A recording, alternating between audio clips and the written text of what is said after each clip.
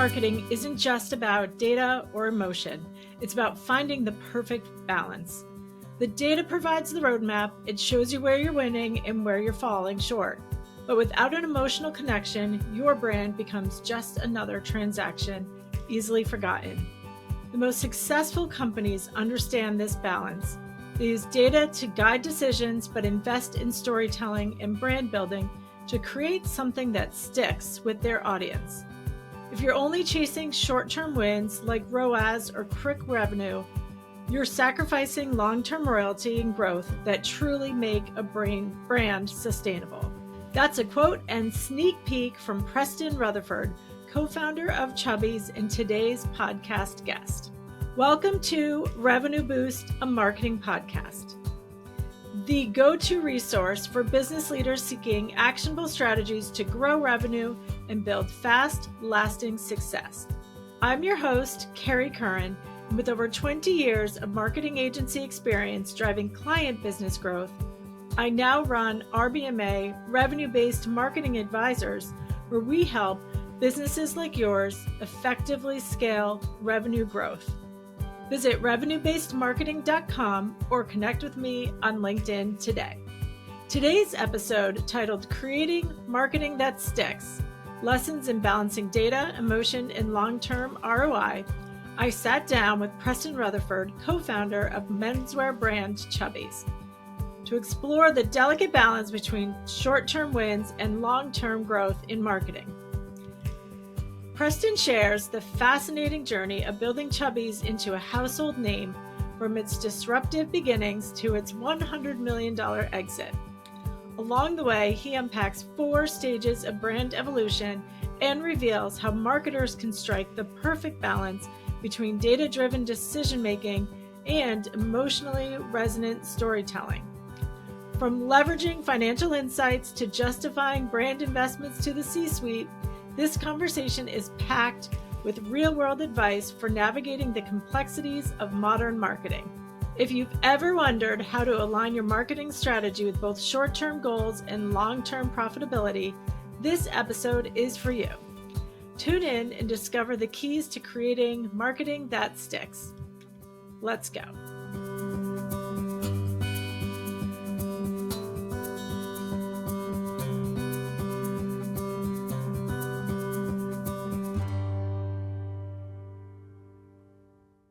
So welcome, Preston. Please introduce yourself and share a bit about your background and expertise.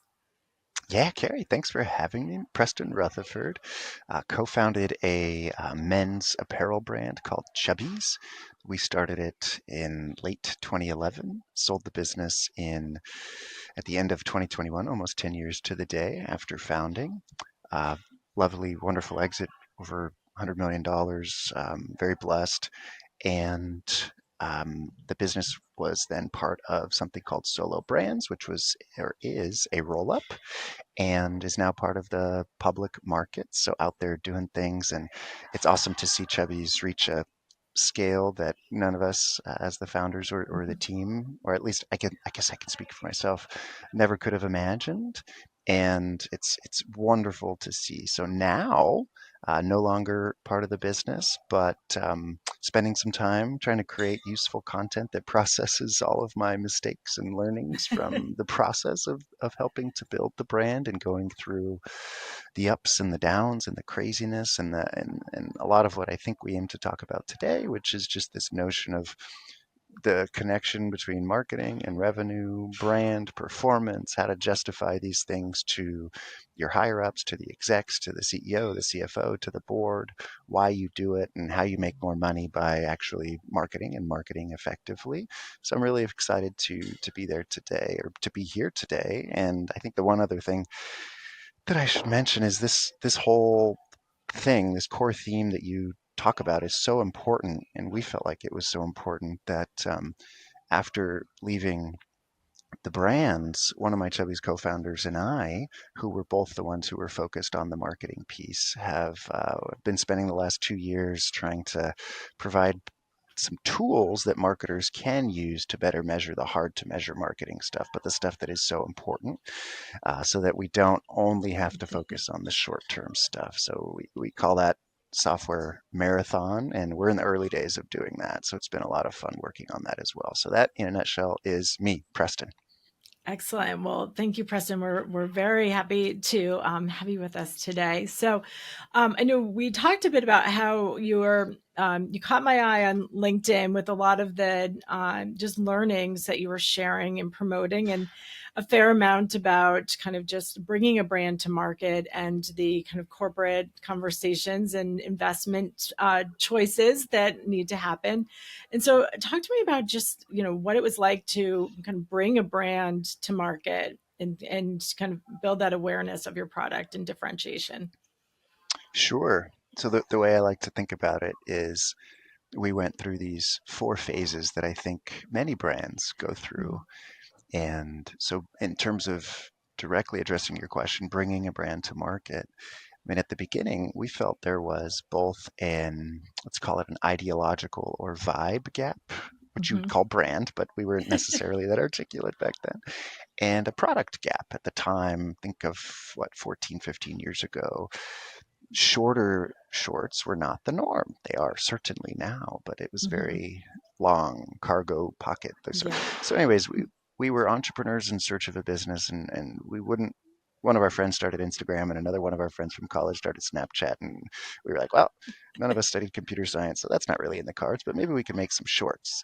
So that's what we ended up doing, and um, we ended up finding that by simply being from a brand perspective, the opposite of the status quo in many ways, Mhm. meaning at the time, the main style for men was the sort of previous version of Abercrombie and Fitch. Now it's Yeah. cool.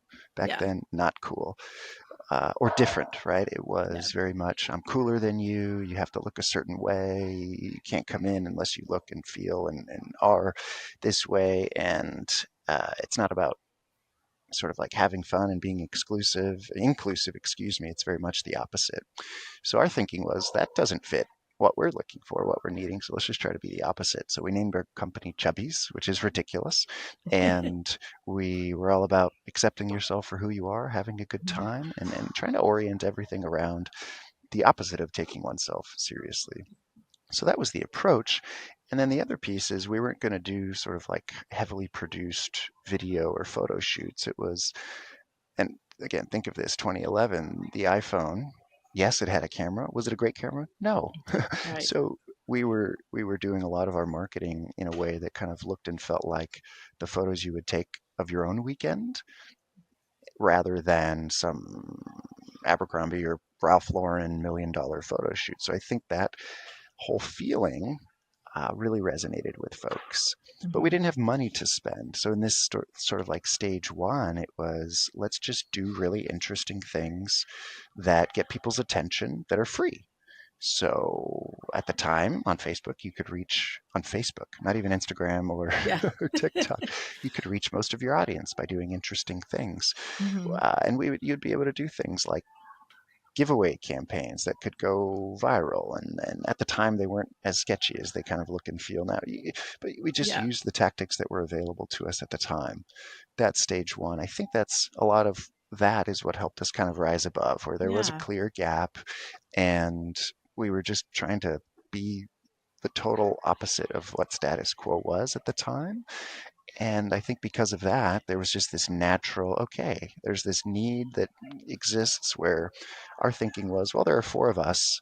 There've got to be other people out here in the world who are like us, who are not being Mhm. met with the current sort of status quo product. And it turns Yeah. out there were. Now, I don't know how many at the time, but there were some, right? Yeah. And I think we created the story and the brand to where you either loved it or you hated it. Yeah. And at the beginning, you don't love being hated, but then you realize at least there was something to hate.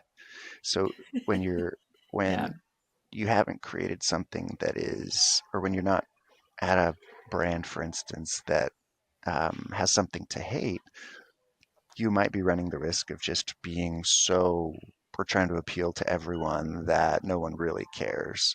Yeah. So in a lot of ways, being hateable is a blessing. Not that we aimed for it, and not that we wanted the majority of people to hate us, but just it's a tweak. Obviously, you want 100% of the world to be completely over the moon in love with you, but that obviously is impossible.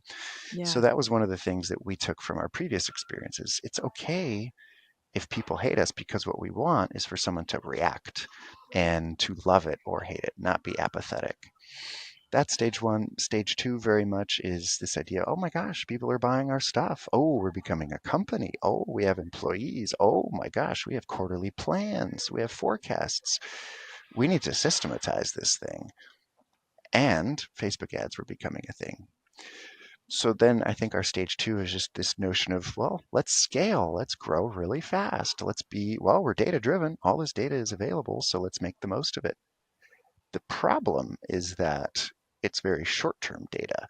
Yeah. How much I put a dollar in, how much money do I get out 15 minutes later? It feels great and it works at the beginning.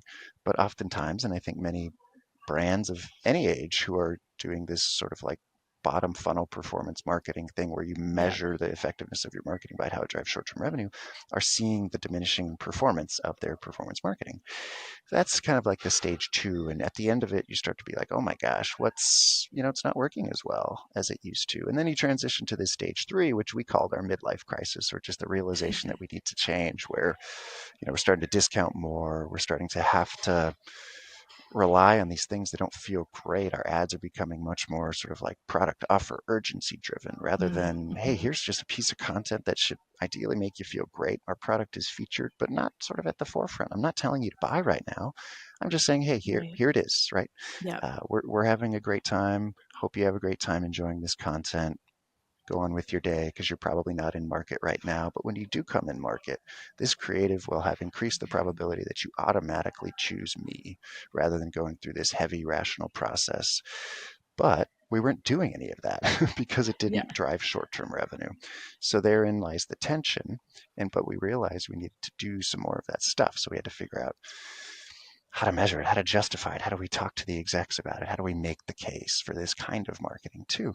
And then stage four, this idea that, okay, we're starting to figure out this notion of, yes, marketing drives revenue. And the best way it drives revenue, both in the short and long term, profitable revenue, is by balancing this idea of brand and Mm-hmm. performance, long term and short term. And from what we've seen, I think any brand that kind of reaches some semblance of long term sustainability, weathers through multiple cycles, is able to generate sustainable growth at a very sort of like high meaningful profit margin, has been able to find that balance. Not that we never go back, right? Because all of this is cyclical and these life Yeah. cycles repeat Mm-hmm. themselves. But that's sort of like what we found. So, anyways, that's a little bit of the four stages, I think, of the brand story that very much reflects the Chubby story that we went through as well. This episode of Revenue Boost, a marketing podcast, is brought to you by Kriglu. Want to boost customer acquisition while saving time and money? Meet Kriglu, an AI-powered omnichannel bid management platform designed to optimize your ad spend. Kriglu intelligently adjusts bids across channels, ensuring your ads reach the right audience at the lowest cost. Plus, with its automation, you'll free up valuable time to focus on your business. The result? Efficient, cost-effective growth, all while maximizing your marketing budget. Ready to scale smarter and faster? Visit Kriglu.com, Krigloo.com, and start saving today. Yeah, it's such an amazing kind of brand and legacy that you've created, and I love the stages and kind of how you can. I'm right there with you, kind of feeling the pain of each stage. But even going back to the beginning, I think what was so important and really stands out about your story is, from the beginning, you knew you needed to differentiate, and you knew you wanted to be a little bit disruptive. And I think that in itself, that is part of a brand strategy. And I think that's a lot of brands miss that part of it, of like, oh, I'm going to do something that's going to go against the grain. And I love that your comfort with being hated, because it's attention, right? It's kind of like creating that friction. Another key point that I really liked that you made was the vibe. The brand vibe is really it's funny because I think of like my kids who watch a fair amount, probably too much YouTube, but they use the word vibe all the time, and it should be more top of mind when it comes to your brand and your brand narrative and story. And so just having that differentiation and creating that vibe of we're normal people, we're out, we're taking pictures. To your point, like that sets you up for success.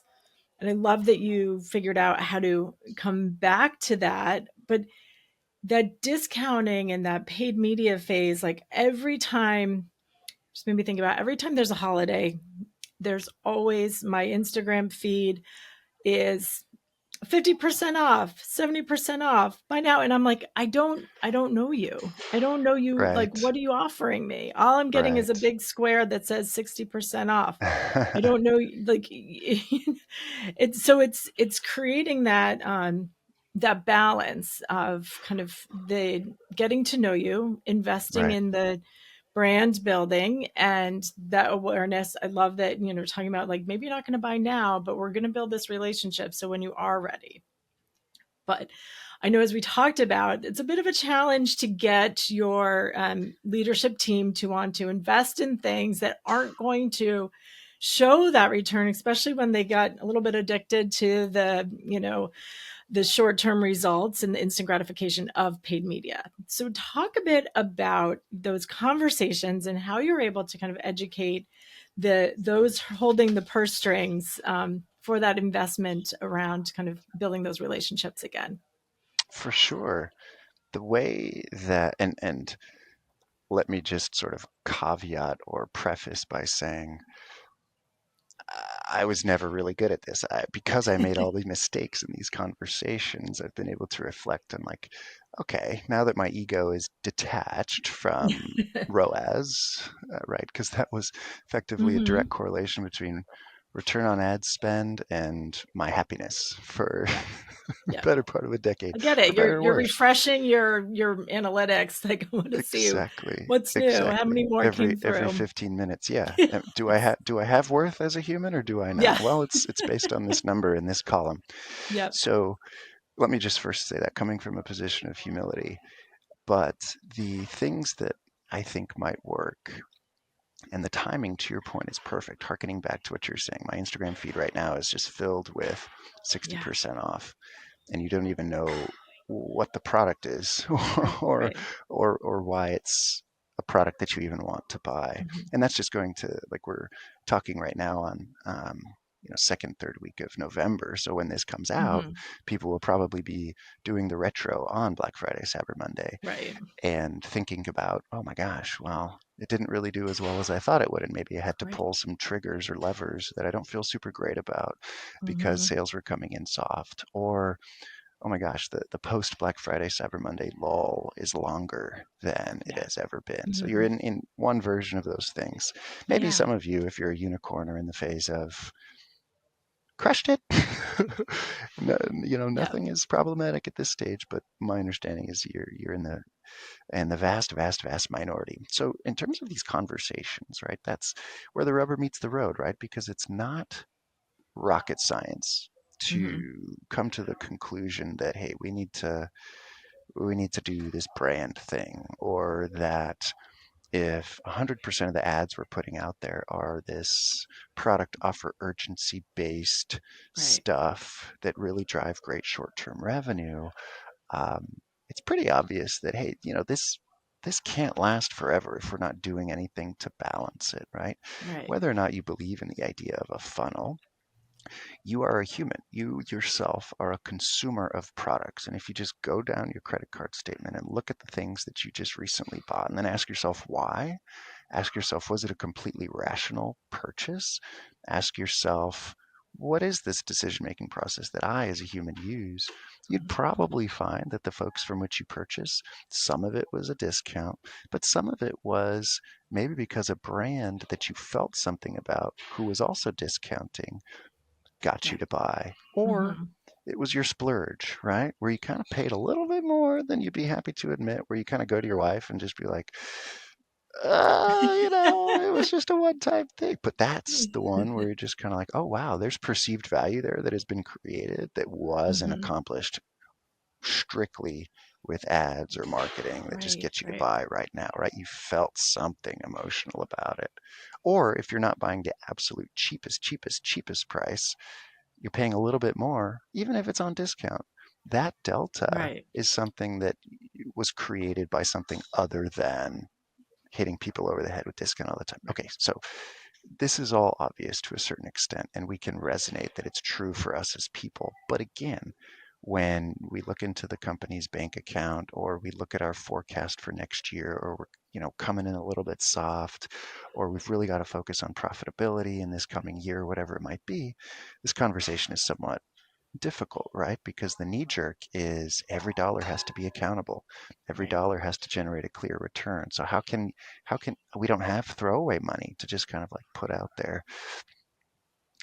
And that's when we need to talk about a couple things. One, how is the current trend going? Is what we're Right. currently Hmm. doing working? Two, where do we go from here? What do we want to have happen? And then three, just from an objective, rational first principles perspective, we are aligned. We are on the same page. Okay, so let's go through each one first. Status quo. How's it going? If you're having this conversation at all internally with your higher ups or with those who hold or control the purse strings, and if you're wanting to do things that you haven't been able to get approval to do, most likely it's because you as a marketer feel that, hey, we got to do some of this stuff, and I feel limited Yeah. because I lack measurement or something like that. So the truth is there, right? The status quo isn't working for some reason.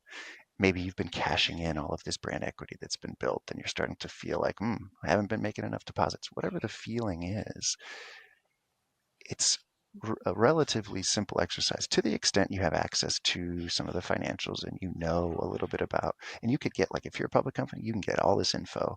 And if you're not a public company, you should be able to get access to some of this info. And when you go to the CFO and say, hey, I'd love to look at our annual operating model and see like what our forecast is and how we actualize, not just for revenue, this thing that maybe we're gold against, but like I want to understand how contribution margin is trending. I want to understand how, things, the dollars are flowing through OpEx. I want to understand our balance sheet. You're going to look so good to your CFO who's like, huh, that's awesome that this person cares about this stuff. So that being number one. And then get in there, get in on these financials, and then look at the year over year and look at how things have been trending. Most likely you were spending as much or more than last year, and you've been getting less for it. Hmm. So that in and of itself is a point where we could just say, hey, let's be adults here. Is what we're currently doing working? And so we have to agree that there's a problem to solve before we can change our behavior. So that's the first thing we have to accomplish. And as a marketer, having a better understanding of all the financial statements of the business, assuming of course you can get access to them or some version of them, will make you more effective marketer, right? Because at the end of the day, revenue is a vanity metric, and we need to understand dollars that we're dropping through the P&L. So that being number one, all of the benefits associated with that. Number two, just objective, right? Just if pull up all of your ads, all of your emails, all of your whatever, and just show them to your CFO. Just walk through them. Just be like, how do we feel about this, right? Is this the right thing to do, right? Hey, CFO, you joined this company because you probably wanted to get rich in some form, right? You wanted your equity to be worth something. You wanted to have an IPO, or you wanted to get acquired. I mean, as you know, CFO, we get acquired by likely some EBITDA multiple. Yep. Uh, Looking back to number one, has EBITDA been growing? Has our EBITDA margin been growing? Probably not. So, and what are the most profitable brands in the world doing? Yeah, some of them have been around for 100 years, but most of them, and just like taking that out of account, most of them, people just feel something emotional about the brand. Most of them are not running ads like this, blah, blah, blah, blah, blah, right? Most of them do not have red strike throughs. Most of them are not XYZ. Yep. And that then allows us to just sort of say, hey, at a high level, our current behaviors are inconsistent with the things that the best, most profitable brands in the world do. Not that they never discount, not that blah, blah, blah, but just there's this tension. Yeah. And then the third piece is just, well, okay, so what do we do about it? How actually do people purchase? What does that look like? Well, okay, you were talking about this earlier. You see the 60% discount and you're like, I don't even know you. So like I Right. have no context. I'm probably not in market for this random water bottle right now. So this 60% off, yeah, I mean, it's just in one ear and out the other. Or if I click and purchase, just because for some reason you're like, you got me, I'm going to be the lowest lifetime value customer that you acquire. And so it's going to Hmm. probably cost you more than it's worth to acquire me. And it's a waste of everyone's time, definitely a waste of money. So then it's like, well, okay, how do people purchase? They find out about you, they start to feel something about you. That thing that they feel is not just some random emotion, it's somewhat tied to you as the company, the product that you make. And then you make it easy for the consumer to understand why they're going to choose you versus any one of your competitors, right?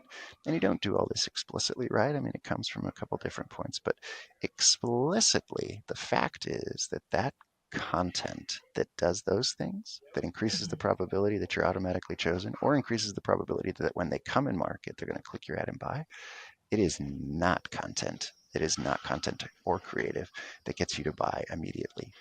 Now, sometimes there's this hybrid of brand formants, awesome. But in order to do this filling of the funnel, which is a controversial term, in the most effective way, it generally has to be with creative that doesn't hit Hmm. you over the head to buy, but it makes you feel something, makes you remember, so that when it is time to convert you, when it is time for you to convert or clear out that funnel, you can have something that is extremely effective. So those are the three pieces where it's just sort of like, okay, yeah, but then it comes down to measurement as the final piece. Because at the end of the day, we are completely aligned. We want to generate the most possible profits. We didn't start a business to say, hey, my 1 day click return on ad spend is a 4. I'm a Right. success. My brand is a success, right? No, Hmm. it's over the course of 3, 5, 7 years on a rolling basis. We want the total profit dollars to go up. That's the point of business, regardless of whether you're a consumer brand or not. And to point, I think the reason you have this podcast, a big reason why this happens over time is because of marketing, is because Yeah. of a strong brand, right? It's combining this, finding this balance of filling the funnel, emptying the funnel, brand performance, whatever it might be. So there has to be some way to measure. Now, how do we do that? Well, traditionally, it's been surveys, right? Do a bunch of surveys and my unaided brand awareness went up 15 basis points. That's fine. For younger brands, it tends to be quite expensive and the Yeah. turnaround time a little bit slower, and it's harder if you're changing your media mix on a daily basis or a weekly basis. It works for the Cokes of the world, et cetera, et cetera. If you have the money to pay for massive amounts of surveys, by all means, do it. It has been proven over Yeah. decades, centuries maybe, that that works, and that's a great way to measure this notion of brand, right? Getting from here to here on awareness generally leads to increases in revenue over the course of 6 months, a year, et cetera, et cetera. That number one, do it. Great. Number two, there are other objective, let's call them digital metrics, that have been proven to when you move this leading indicator, it leads to more sales. And the best way to move this leading indicator is to generally do things that you would consider brand, reach a lot of people and reach a lot of people with this content that makes people feel something. And that is organic branded search on Google or Amazon Yeah. or TikTok even. So how many people are searching for your brand name? Hmm. Very simple, right? To the extent Google represents total demand in the world, which, I mean, it has a monopoly and a lot of people use the internet, right? So, and there's been a lot of research that supports increases in your share of organic branded search, increases in your market share 6 months later, a year later. So that's a great way to do it. And there's infinite research to support it. Not really controversial. Now, there are obviously nuances and blah, blah, blah that people can discount away, but at the end of the day, it's pretty good. But one of the problems is that this organic brand search number can be influenced by your short-term Hmm. ads, can be Hmm. influenced by running discounts. So we have to be cognizant to strip that stuff out so that when you put that number in front of someone and say, hey, organic brand search went up, they can't say, it's because you just ran a discount. So obviously people are going to search for your Right. brand more because they're trying to get the deal. So then you respond by saying, already thought of that. stripped it out because we've run pulse tests in the past where we ran a discount and we saw the jump in brand search. I've pulled that out. That's when it starts to be, oh, okay, they're being thoughtful here, right? They're not just Mm-hmm. trying to grade their own work and show that they're a success. They're actually being objective. So that would be the next way to go about it. And then there are other ways to think about measuring the leading indicators that then lead to increases in organic brand search. And those are things that we started to use at Chubbies, which things like social engagements, right? Your ads Mm-hmm. and your social posts, people are engaging with those things. In a lot of ways, those are the new survey result, right? Because Right, those right. represent not the specific. It's like in the same way you wouldn't expect us one of 3,000 survey respondents, them you don't track them over the internet to see, oh, survey respondent number 735 purchased. That's brand marketing. No, those 3,000 survey responses represent total overall demand, and changes in those responses over time represent changes in future revenue. Same thing for these engagements, right? But they're better in a lot of ways because you've got millions of times more of them. Like if you're whatever going to just do 2,000 surveys, but you probably get 2,000 engagements in a day, in a week, right? Across Yeah. everything that you're doing, right? So we need plentiful, real time, but cheap data. And so I think that's the future of where this is going. That's, I think, how Chubby started to behave. And then that became a much more obvious and objective way to justify spend here, where it's just like, okay, I've seen in the same way that with the surveys we were doing in the past that we could no longer afford, we've seen how changes in this survey metric lead to future growth or Yeah. decline in revenue. Hmm. I'm getting many more data points that are updating constantly. And so I'm going to focus on, in the same way I'm focused on driving purchases with my direct response in a very short period of time, I'm focused on driving these non-purchase behaviors, but these engagements, but I'm able to measure them within that same period of time. And I've seen how getting these engagements drives future revenue. Voila. We now have a way to get to this notion of brand Hmm. ROAS, which every CFO seems to be obsessed with these days. And so we're talking in these performance marketing terms, but we're driving different purchase behaviors.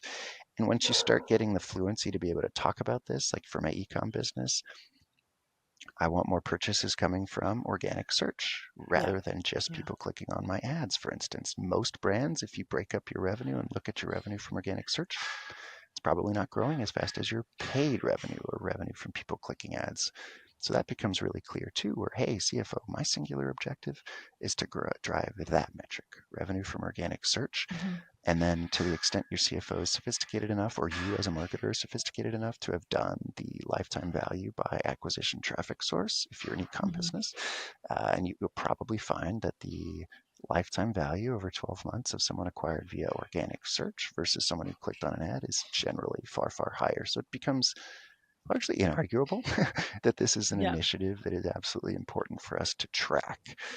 But you got to be able to measure it and you got to be able to talk about it in a way where it's in the terms that the CFO uses, not you, the marketer, the CFO. So, anyways, Yeah. hopefully those three or four pieces helped. No, very, very helpful. Thank you, Preston. And, just the fact you started with understanding the financials is such an important part of the story that I think a lot of marketers, to your point, like kind of stay away from. But I think I love that you started with that because to your point, if you're not understanding the broader business impact, the whether it's the EBITDA or the profit margins, you're never going to get to what's really going to kind of align to the big picture, like the North Star of the business. To your point, it's like, sure, there's volume, there's sales revenue, but to your point, it's like making sure getting to that alignment and then all the measurements and initiatives that roll up to that. So, um, definitely helpful. And you've shared a tremendous amount of valuable examples and frameworks. So, really, this is amazing. Do you have any kind of last recommendation or key point that you want to make sure our listeners are getting today? I think, as you called out, just this idea of if there's the single way to become a better marketer is to understand a P&L better. Yeah. Hmm. Yeah. And we don't spend enough time talking about that. So you'll have to come back on again and we'll do a whole Would love. P&L Yeah, exercise. But I it'd agree. be I think great. that's so But that's smart. your focus. I mean, you Yeah. because your piece is around CMO and CRO, and Hmm. potentially a better CRO, Chief Business Officer, Chief Profit Yeah. Officer, but that's Yeah. kind of a funky term. But ultimately, Yeah. that's what I think you're saying, which is at the end of the Hmm. day, this thing over here, CMO, Right. ideally is driving incremental profit growth. And if it's not doing that, it's not they're not doing their job. And Yeah. so the way you're set up, which is so great, is like that connection has to be in existence. Because if you're just doing Hmm. marketing for the sake of marketing, you Yeah. shouldn't be doing it, right? It's about Right. effectiveness, and everything ultimately ladders to profits, but not just today, because Yeah. that's where we run into problems. It's about this very Warren Buffety, if you know what I mean, just like Yeah. Yeah. long-term cash flow via a moat. I mean, Yeah. he's the biggest fan of brand that there is, and he's the Hmm. most successful investor there is. So I don't know. Let's just listen to Yeah. him instead. I'm just some rando Yeah. pontificating on the internet. No, it's perfect. Yeah, I'll try to line him up next. But no, you Please, bring up yeah, so many that'd be good. valid points. So, Preston, thank you so much for your time today. And Thank you, again, Kerry. so many valuable points. So, really appreciate you sharing your expertise today. Of course, my pleasure. Hope it was helpful for the audience. Absolutely. Thank you. I hope you enjoyed this episode of Revenue Boost, a marketing podcast. We have more valuable content coming up, so be sure to subscribe to Revenue Boost, a marketing podcast, so you don't miss out. To connect with me, Kerry Curran, to learn how you can boost your revenue and to listen to past episodes, visit revenuebasedmarketing.com.